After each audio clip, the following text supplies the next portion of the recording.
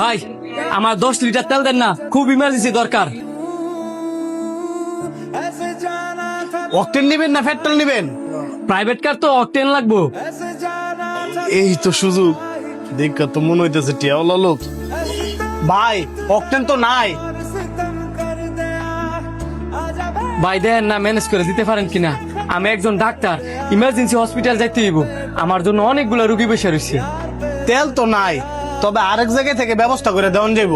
350 টাকা করে লিটার পড়বো, নিবেন?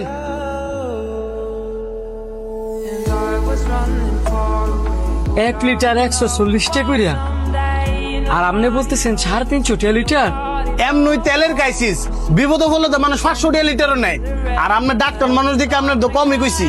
এখন আপনি যদি নেন তাহলে আইনা দিমু। আপনি কিন্তু জুলুম করতেছেন, ভুলা যায় না। জুলুমকারীরে কিন্তু আল্লাহ পাক পছন্দ করে না। বিপদে কিন্তু আপনিও পড়তে পারেন। এত কথা শুনতাম না, এটা আমার ব্যবসা। এখন তেল আপনি কি নিবেন? ঠিক আছে দেন।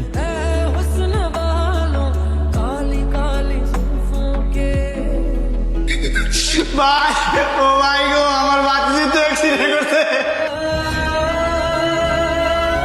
আরে হাসপাতালে লেগেছে, তুমি তাড়াতাড়ি আয়। আমার মা অনেক। ডাক্তার সাহেব, ও ডাক্তার সাহেব, আমার মায়ের বাঁচান ডাক্তার সাহেব। ভিতরে আসেন। আপনার মায়ের সমস্যা কি বলেন? আপনার বইয়ের না ডাক্তার সাহেব, আমার মায়ের গাড়ি অ্যাক্সিডেন্ট করছে, একটু তাড়াতাড়ি আয়েন ডাক্তার সাহেব। রোগী আমি দেখছি, অপারেশন করাইতে হইব। আগে বিল পরিশোধ করেন, তারপর অপারেশন। স্যার কত টাকা দাম লাগবো? এই ধরেন 1-1.5 লাখ। আর এটা যেহেতু আমার ব্যবসা, আপনি 3 লাখ দিতে হইব। ব্যবসা মানে? স্যার ডাক্তারের ধর্ম তো রুগীর সেবা করা। ও, ডাক্তারের ধর্ম সেবা করা, আর আপনাদের ধর্ম কি জুলুম করা?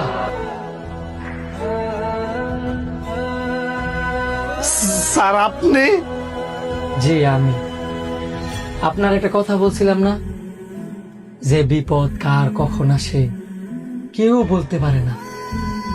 আমার প্রয়োজনে আমি আপনার কাছে গেছিলাম, আর এখন আপনার প্রয়োজনে আপনি আমার কাছে আইছেন।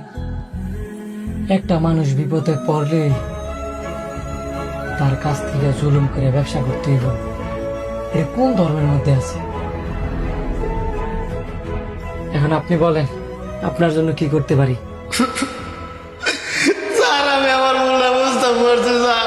ওই জন্য আপনার জুতাতে আমার দুটা মারে দেন স্যার।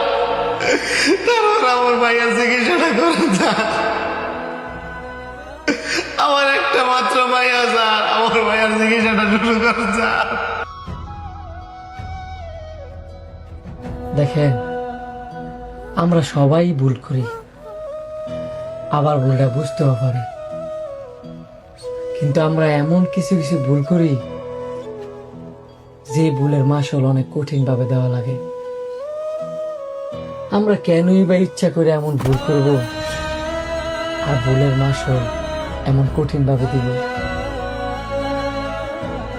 জুলুমকারী, হিংসাকারী আর গীবতকারী, এই মানুষগুলোকে আল্লাহ পাক পছন্দ করেন না।